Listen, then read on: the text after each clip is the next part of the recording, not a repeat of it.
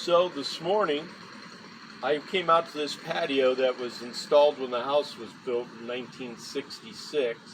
I've hosed it down before, but never had a tool like this.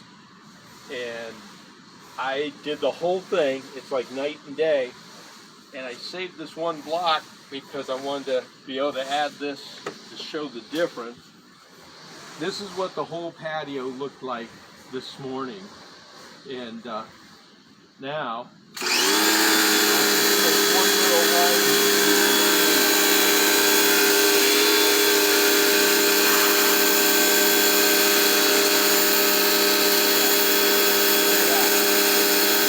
Yeah. Wow. Moss that's grown in.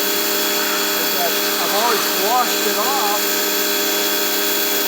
And over time, you don't realize how dark it's got and stuff like that.